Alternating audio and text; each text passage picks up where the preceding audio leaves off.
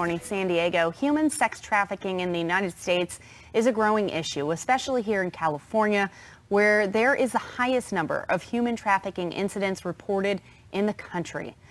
Joining us to talk about the steps the Trump administration has done to combat human trafficking is Stephanie Myers from Saved in America. Good morning, Stephanie. Good morning. Thank you for having me. So talk a little bit about what was announced this week by Attorney General Barr and Ivanka Trump. Talk about that. This is great.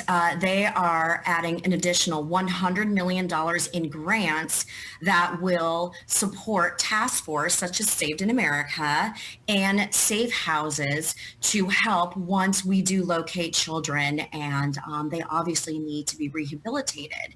So the most amazing part is we've got a presidential administration who is clearly focusing on modern day slavery. This $100 million is on top of the $35 million grants that the Department of Justice provided a few months ago. And this money, I mean, you mentioned it, it's towards safe houses, it's towards a number of measures, it's those task forces. Do you think that that amount of money, when you're looking at $100 million in grants, will that make the difference that's needed? Yes, it's a great start. This is the first presidential administration to focus on this issue. It is a great start. It's a great step in the right direction. For example, Saved in America, we are a 501c3. We are a nonprofit. We rely on grants and donations. And this also goes with safe houses that are local and national. It's a great step. However, it is a worldwide also epidemic, and President Trump is taking the lead, and he will be the leader to fight this worldwide. We focus nationally, but this is a great step, and I expect we're going to have more money coming our way. Yeah, and San Diego being a border town, we've always talked about human trafficking, but it seems like there is more media coverage now nationwide, that you're seeing it out more in the forefront of people's minds than ever before.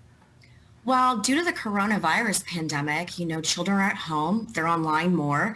Coronavirus crimes have increased dramatically. Children are on their iPads, they're on their cell phones, they're on their computers. Our predators are out there, and they're working overtime to lure our children away. So due to the increase of online activity, they are luring the predators. And the other thing, too, that we have to keep in mind for the state of California, when our leadership releases prisoners from prison, this does not help our cause, because a lot of those prisoners are predators and they should never have been released. So that's why you're going to see rise also in this cause. And speaking of leadership in California, can you talk about SB 145 and Saved in America, what your guys' thoughts are on that bill here in San Diego? Absolutely. So SB 145, for those that don't know what that means, it's a requirement. What they're doing is they're removing the requirement for offenders to register as a sex offender if they commit in certain sexual acts with minors with a 10-year age gap. Now, I don't know who would approve this. I've called people out of my social media platforms and they've seen my stories. This leads to more exploitation of our children. This also, because you don't have to register as a sex offender, we can't track you. If you don't register, how are we going to keep tabs on the predators? So our foundation, Saved in America, we actually wrote a letter to the governor. We have not heard back. We have not heard back anything, but we're going in the wrong direction. We need to protect our children. We need to protect our communities. We are so close to the border that we are one of the top cities that has trafficked children. So this SB 145 goes in the completely wrong direction, and I don't know why anyone in their right mind would support it. All I can say is please keep tabs of the elections, what's near and dear to your heart. We can't have our leadership, passing bills that are going to harm our children.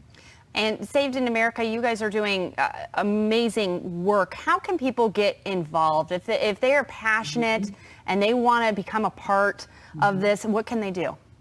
You can reach out to us. Our website is savedinamerica.org. You can most definitely reach out to us. There's a variety of ways you can volunteer, but we're always looking for all the help and getting the word out. Our group is made up of retired law enforcement, military, private investigators. We have a wonderful team and we love to grow it. So please reach out to us. All right, Stephanie Myers, thank you so much for joining us this morning. A very important topic. And like you say, it's just all about getting the word out there. Absolutely. Thank you for having me. All right. Thanks, Stephanie.